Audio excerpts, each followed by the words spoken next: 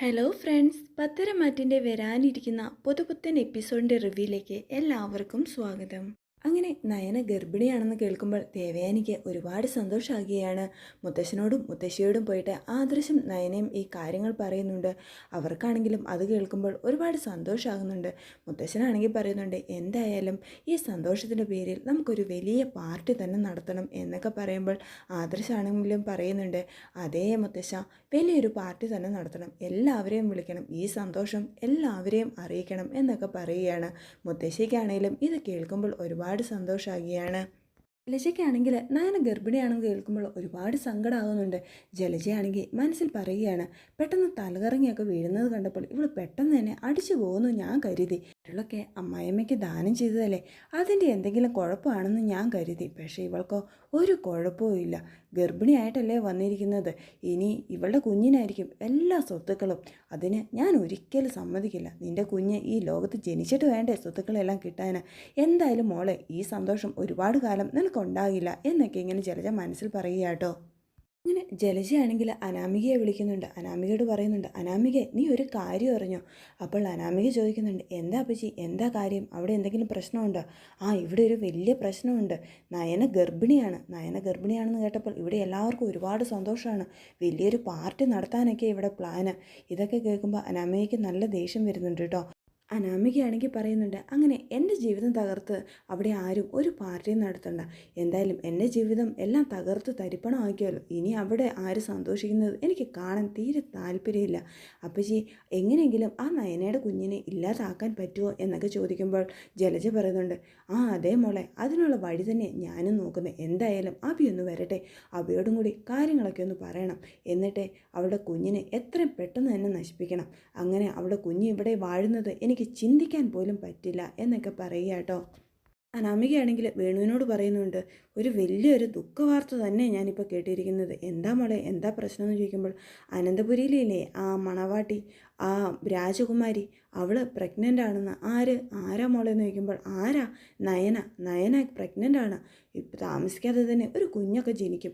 അത് കഴിയുമ്പോൾ ആ അനന്തപുരിയിലെ സ്വത്തുക്കളെല്ലാം അവളുടെ പേരിൽ തന്നെയാകും, അവളുടെയും അവളുടെ പേരിലും ആയിരിക്കും. പിന്നെ അനന്തപുരി ഭരിക്കുന്നത് തന്നെ അവളായിരിക്കും എന്നൊക്കെ പറയുമ്പോൾ വേണു പറയുന്നുണ്ട്, അതിന് നമുക്ക് എന്ത് ചെയ്യാൻ പറ്റും മോളെ? നമ്മൾ എന്തായാലും അവിടെ നിന്ന് ഒഴിഞ്ഞു പോയില്ലേ, ഇനി നമ്മളെ കൊണ്ട് അവിടെ ഒന്നും ചെയ്യാനാകില്ല എന്നൊക്കെ പറയുമ്പോൾ അനാമിക പറയാണ്, നമ്മൾക്കൊന്നും ചെയ്യാൻ പറ്റില്ല, പക്ഷേ അവിടെ ചെയ്യാൻ പറ്റുന്ന ആൾക്കാരൊക്കെ ഉണ്ട്. നയനയുടെ കുഞ്ഞ് വേണ്ടാന്ന് ചിന്തിക്കുന്നവരൊക്കെ അവിടെയുണ്ട്.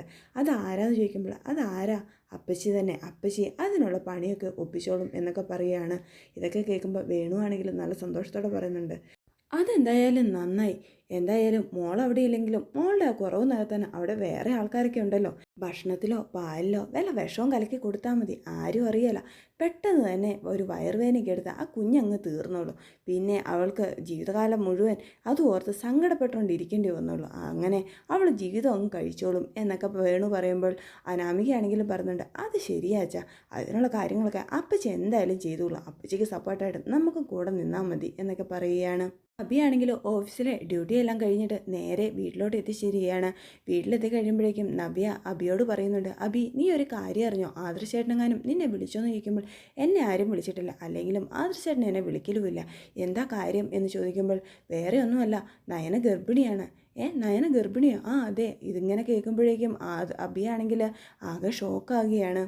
നവ്യയാണെങ്കിൽ ദേഷ്യത്തോടെ നവ്യയോട് പറയുന്നുണ്ട്, നിന്റെ അനിയത്തിയെ സമ്മതിക്കണം. ആദർശേട്ടന് വേറെ ഒരു കുഞ്ഞും ഭാര്യയും ഉണ്ടെന്നറിഞ്ഞിട്ട് അവൾക്ക് യാതൊരു കുഴപ്പവും. അവൾ സ്വത്ത് മാത്രമാണ് ആഗ്രഹിക്കുന്നത്. അതിൻ്റെ തെളിവാണല്ലോ ഇത്. അതുകൊണ്ടാണ് ഇപ്പോൾ പ്രഗ്നൻ്റ് ഒക്കെ ആകിയത്. അല്ലെങ്കിൽ വേറെ ഏതെങ്കിലും പെണ്ണ് ഇങ്ങനെയൊക്കെ ചെയ്യുമോ എന്നൊക്കെ ചോദിക്കുമ്പോൾ നവ്യയാണെങ്കിലും പറയുന്നുണ്ട്, എടാ, ആദർശേട്ടനെ അവൾക്ക് ഇപ്പോഴും ഒരുപാട് വിശ്വാസമല്ലേ. ആദർശേട്ടൻ അവളെ ഒരിക്കലും ചതിക്കില്ലെന്നല്ലേ പറയുന്നത്. പിന്നെ പഴയതിലും കൂടുതൽ അവൾ ഇപ്പോൾ ആദർശേട്ടനെ സ്നേഹിക്കുകയും ചെയ്യുന്നുണ്ട്. ഇനി പറഞ്ഞിട്ട് എന്താ കാര്യം? ചിലപ്പോൾ എനിക്കും തോന്നാറുണ്ട്, ഇവൾ ഈ സ്വത്തെല്ലാം കണ്ടിട്ടാണോ ഇങ്ങനെയൊക്കെ പ്രവർത്തിക്കുന്നതെന്ന്. ഇവൾക്ക് ഇവിടുന്ന് പോകാനുള്ള മടി, ഇവിടുത്തെ സുഖവും സന്തോഷമൊക്കെ കളഞ്ഞിട്ട് പോകാനുള്ള മടിയും കൊണ്ടാണോന്ന്. പക്ഷേ നയന അങ്ങനത്തെ ഒരു പെണ്ണല്ല, അതെനിക്ക് അറിയുന്ന കാര്യമാണ്. പിന്നെ ഞാനാണെങ്കിൽ ഇങ്ങനെയൊക്കെ നിന്നേനെ, പക്ഷേ എൻ്റെ നയന അങ്ങനത്തെ ഒരാളല്ല എന്നൊക്കെ പറയുമ്പോൾ അഭിയാണെങ്കിൽ പറയുന്നുണ്ട്, നീ വിചാരിക്കുന്ന പോലെയല്ലേ എല്ലാ മനുഷ്യന്മാരും. അവൾ എന്തായാലും ഇവിടുത്തെ സ്വത്തുക്കൾ കണ്ടിട്ട് തന്നെയാണ് ഇവിടെ നിൽക്കുന്നത്. ഇവിടുന്ന് പോയി കഴിഞ്ഞാൽ അവൾ ഗതി എന്താവുമെന്ന് അവൾക്ക് നന്നായിട്ടറിയാം. അതിനൊരു പിടിവള്ളിയായിട്ടാണ് അവൾ ഇപ്പോൾ പ്രഗ്നൻ്റ് ആവുകയൊക്കെ ചെയ്തിരിക്കുന്നത് എന്നൊക്കെ പറയുക കേട്ടോ. ഇത് കേൾക്കുമ്പോൾ നവ്യയ്ക്കാണെങ്കിലും ഒരുപാട് സങ്കടമാകുന്നുണ്ട്.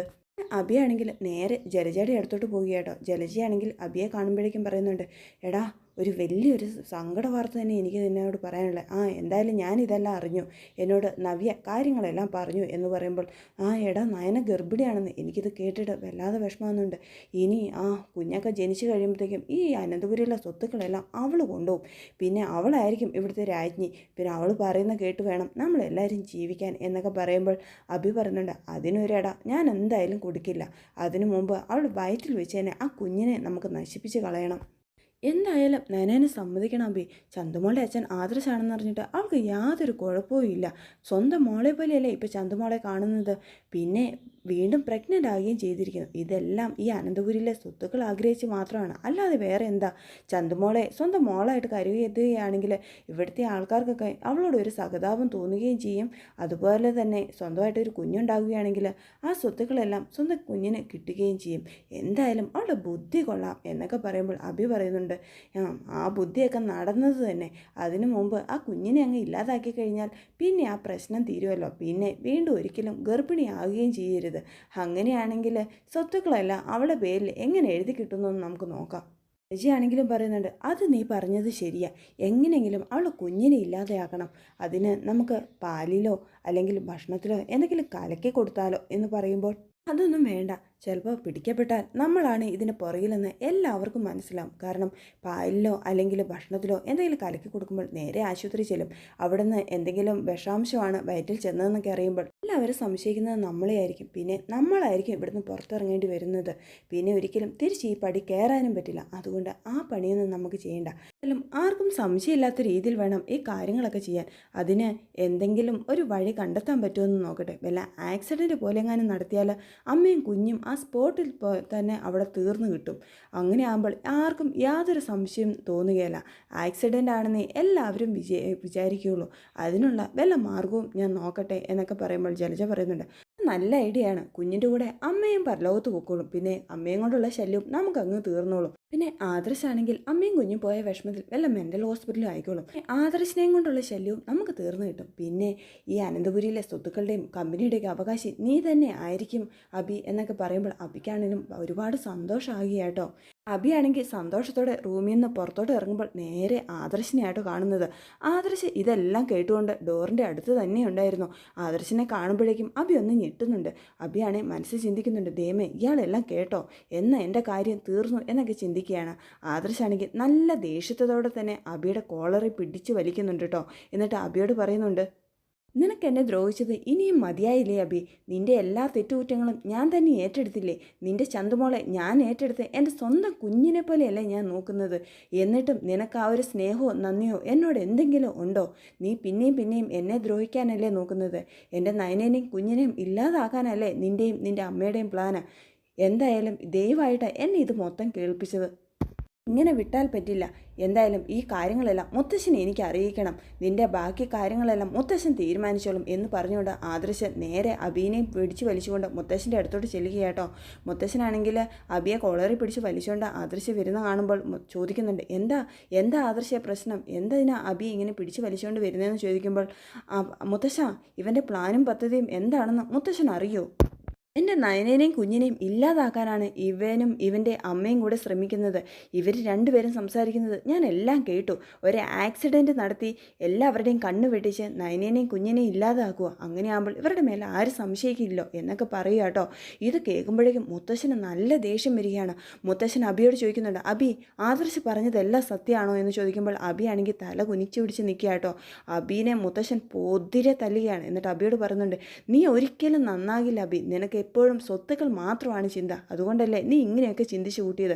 എന്തായാലും നീ ഇനി ഇവിടെ നിൽക്കാൻ പാടില്ല. നീയും നിൻ്റെ അമ്മയും കൂടെ ഇപ്പോൾ ഇവിടെ നിന്ന് ഇറങ്ങിക്കോണം. ബാക്കി എന്താ വേണ്ടത് ഞാൻ ചെയ്തോളാം എന്നൊക്കെ പറഞ്ഞുകൊണ്ട് മുത്തശ്ശൻ നല്ലതുപോലെ അഭിയോട് ദേഷ്യപ്പെടുകയാണ്. ാണെങ്കിൽ ദേഷ്യത്തോടെ തന്നെ ജലജയെ വിളിക്കുന്നുണ്ട്. എന്നിട്ട് ജലജയെ വിളിച്ച് കാരണം തൊട്ട് 2 പുട്ടിയിൽ പൊട്ടിക്കുന്നുണ്ട്. എന്നിട്ട് ജലജയോട് പറയുന്നുണ്ട്, നീയും നിൻ്റെ മകനും കൂടെ ചേർന്നിട്ട് എൻ്റെ കുടുംബം ഇല്ലാതാക്കിയാലേ നീ എന്തൊക്കെയാണ് ചെയ്തു കൂട്ടുന്നതെന്ന് നിനക്ക് വല്ലതും അറിയോ ജലജയെ? അതിനു മാത്രം നിന്നോട് ഞാൻ എന്ത് തെറ്റാ ചെയ്തേ? ആരോരും ഇല്ലാത്ത നിന്നെ എടുത്ത് വളർത്തിയതാണോ ഞാൻ ചെയ്ത തെറ്റ്? ഇനി മേലാൽ നീ ഇവിടെ നിൽക്കാൻ പാടില്ല. നിൻ്റെ മോനെയും കൂട്ടി ഇപ്പോൾ നീ ഇവിടെ നിന്ന് ഇറങ്ങിക്കോണം. ആണെങ്കിൽ പറയുന്നുണ്ട്, അച്ഛാ അതിന് ഞാൻ എന്ത് തെറ്റാ ചെയ്തേ? ഞാൻ ഒരു തെറ്റും ചെയ്തിട്ടില്ല, എനിക്കൊന്നും അറിയില്ല എന്ന് പറയുമ്പോൾ ജലജയോട് മൂർത്തി പറയുന്നുണ്ട്, നീ ഒരു തെറ്റും ചെയ്തിട്ടില്ലേ? നിനക്കൊരു തെറ്റും ചെയ്തിട്ടില്ല എന്ന് പറയാൻ പറ്റുമോ ജലജയെ? നീയും നിൻ്റെ മകനും കൂടി സംസാരിക്കുന്നത് എല്ലാം ആദർശ് കേട്ടു. എല്ലാ കാര്യങ്ങളും എനിക്ക് മനസ്സിലായി. നയനേനെയും നയനയുടെ കുഞ്ഞിനെയും ഇല്ലാതാക്കാനല്ലേ നിൻ്റെ ശ്രമം? നീ ഒരു അമ്മയല്ലേ ജലജെ? നിനക്ക് എങ്ങനെ ഇതിനൊക്കെ സാധിക്കുന്നു? ഇനി നീയും നിൻ്റെ മോനും ഇവിടെ നിന്നു പോകരുത് എന്നൊക്കെ പറയുമ്പോഴേക്കും ജലജ കരയുക കേട്ടോ. ജലജ കരഞ്ഞുകൊണ്ട് മുത്തശ്ശനെ കാലെ പിടിച്ച് പറയുന്നുണ്ട്, അച്ഛാ ഇനി ഈ ഒരു തെറ്റ് ഞാൻ ഒരിക്കലും ആവർത്തിക്കില്ല, ഞാൻ ആരെയും ഒരിക്കലും ബുദ്ധിമുട്ടിക്കില്ല. എനിക്ക് നിങ്ങളല്ലാതെ വേറെ ആരുമില്ല അച്ഛാ, അതുകൊണ്ട് ഞാൻ ഇവിടുന്ന് ഒരിക്കലും ഇറങ്ങിപ്പോവുകയില്ല. ഇനി ഇവിടെയുള്ള ആരെയും ഞാൻ ഉപദ്രവിക്കുകയില്ല, അതിന് അബിയെ കൊണ്ട് ഞാൻ സമ്മതിക്കുകയില്ല എന്നൊക്കെ ജലജ കരയുക കേട്ടോ. അങ്ങനെ ജലജയുടെ കരച്ചിലൊക്കെ കാണുമ്പോൾ മുത്തശ്ശനാണെങ്കിൽ ആകെ ഒരു സങ്കടമാകുന്നുണ്ട്. മുത്തശ്ശനാണെങ്കിൽ ജലജയോടും അബിയോടും പറയുന്നുണ്ട്, ഇതെൻ്റെ ലാസ്റ്റ് വാണിംഗ് ആണ്. ഇനി ഇങ്ങനെ എന്തെങ്കിലും പ്രവർത്തിച്ചിട്ടുണ്ടെങ്കിൽ അതിൻ്റെ പരിണത ഫലം അനുഭവിക്കാൻ നീയും നിൻ്റെ മോനും തയ്യാറായിക്കോണം. എന്തെങ്കിലും പ്രശ്നം ഉണ്ടാക്കിയാൽ ബാക്കി എന്താ ഞാൻ ചെയ്യാൻ പോകുന്നതെന്ന് രണ്ടും കൂടെ അനുഭവിച്ചേ അറിയുള്ളൂ എന്നൊക്കെ പറഞ്ഞുകൊണ്ട് രണ്ടുപേരെയും അവിടുന്ന് പറഞ്ഞു വിടുക കേട്ടോ. അതിനുശേഷം ആദർശനോട് മുത്തശ്ശൻ പറയുന്നുണ്ട്, മോനെ ഞാൻ ചെയ്ത ഏറ്റവും വലിയ തെറ്റാണ് ജലജയെ വളർത്തിയത്. അത് ഞാൻ ഒരിക്കലും ചെയ്യാൻ പാടില്ലായിരുന്നു. എൻ്റെ മക്കൾക്ക് ഒരു കൂട്ടായിട്ട് അവളും കൂടി ഉണ്ടായിക്കട്ടെ, ഒരു പെങ്ങളായിട്ട് അവളും കൂടി ഉണ്ടായിക്കോട്ടെ എന്ന് ഞാൻ കരുതി. ഞാൻ ആരെയും വേർതിരിച്ച് കണ്ടില്ല, എല്ലാ മക്കളെയും ഒരുപോലെയാണ് സ്നേഹിച്ചത്. പക്ഷേ അവൾ എന്നെ ഒരിക്കലും സ്നേഹിച്ചില്ല. എൻ്റെ സ്വത്തുക്കളിൽ മാത്രമാണ് അവളുടെ ചിന്ത. ഇനി പറഞ്ഞിട്ട് എന്താ കാര്യം? എന്തായാലും നയനമോളോട് ഒന്ന് സൂക്ഷിക്കാൻ മോൻ പറയണം എന്നൊക്കെ പറയുമ്പോൾ ആദർശ് പറയുന്നുണ്ട്, ശരിയാച്ചാ ഞാൻ അവളെ എല്ലാം പറഞ്ഞ് മനസ്സിലാക്കിയോളാം എന്ന് പറയുകയാണ്.